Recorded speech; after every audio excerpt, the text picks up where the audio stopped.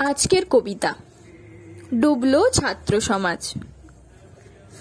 আমরা ছাত্র সমাজ, পড়াশোনা আমাদের কাজ।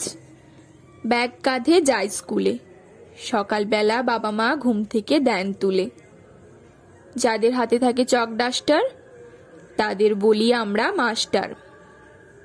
হঠাৎ দেখা নেই মাস্টারের, চারিদিকে শুনি চাকরি গেছে নাকি তাদের।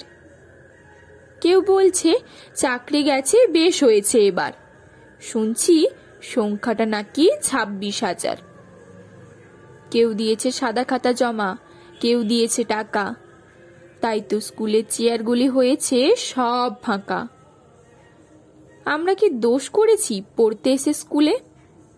আজ যে মাস্টার দুর্নীতির দায়ে, কাল সে যাবে চলে। কোর্টের রায়ে চাকরিটা গেল, মাস্টার ছিল যায়া। ফাঁকা চেয়ারে কিভাবে হবে আমাদের লেখাপড়া? মাস্টার নেই স্কুলে, দিচ্ছে তারা ধর্ণা। আমরা কি তাহলে লেখাপড়া আর করব না? সব জেনেও ঘুষ দিয়েছিলেন যারা, আজকে আবার চোখের জল ফেলছে তারা। নেতাকে দিয়েছে বস্তা ভর্তি টাকা, পরীক্ষায় জমা দিয়েছে সাদা খাতা।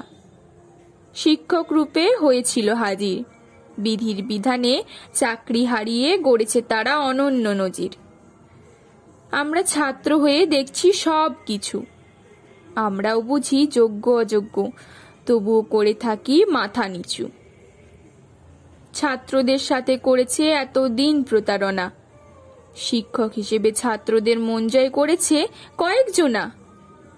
ইনাদের শিক্ষক হয়ে ওঠার অধিকার দিয়েছিল যারা, বহাল তবিয়তে ঘুরছে তারা। 9 বছরে লাখ লাখ টাকা পেয়েছে বেতন, তাহাতেও ভরেনি এদের মন।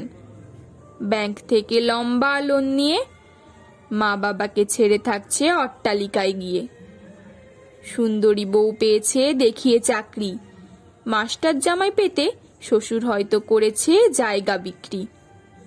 যিনি শিক্ষক হিসেবে যান সরকারি স্কুলে, ছেলে মেয়েকে বেসরকারি স্কুলে পাঠাতে যায় না কো ভুলে। নিজের শিক্ষাদানের ওপর নেই যাদের ভরসা, তাদের কাছে ছাত্ররা কি করবে আশা? আমরা ছাত্র হিসেবে তাই জোর গলায় বলতে চাই, আমাদের জীবনের সাথে আর করো না খেলা।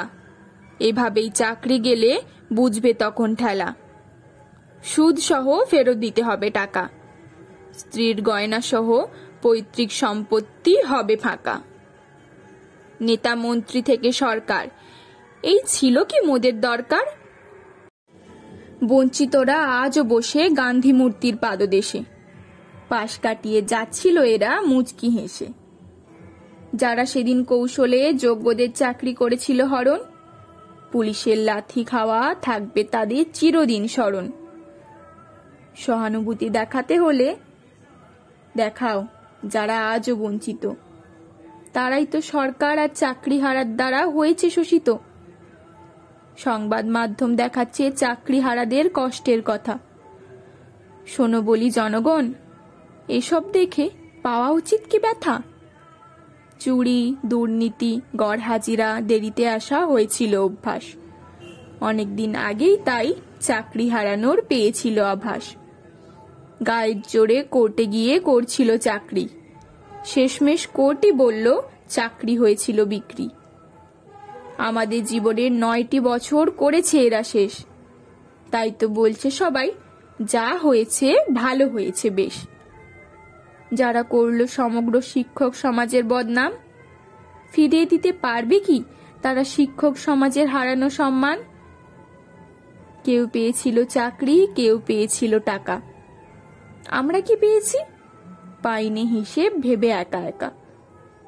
চাকরি হারারা করবে আবার অন্য কিছু চাকরি, অজান্তেই আমাদের জীবনের 9টি বছর হয়ে গেল বিক্রি। ভোরের আলো ফোটার আগেই আমাদের জীবনে যারা ঘটালো সূর্যাস্ত, সরকার দেখি তাহাদেরই চাকরি বাঁচাতে ব্যস্ত। আসলে আমরা তো দিই না ভোট, গদি বাঁচাতে তাই সরকার চাকরি হারাদের নিয়ে বাঁধছে মহাজোট। ছাত্রদের কথা কেউ ভাবে না, আবার ছাত্র ছাড়া স্কুল থাকে না। সমাজ বলে ছাত্ররা নাকি দেশের ভবিষ্যৎ। শিক্ষার বিষয়ে ছাত্রদের কখনো নেওয়া হয় না মত। মাস্টাররা ডিএ পিএ নিয়ে করে আন্দোলন। স্কুলে পড়াশোনায় কেউ দেয় না কখনো বিবরণ। মিড ডে মিল আর জামা জুতো করছে খরচ কোটি কোটি টাকা। যোগ্য মাস্টার আর আধুনিক শিক্ষা পদ্ধতির অভাবে সরকারি স্কুলগুলি হচ্ছে ফাঁকা।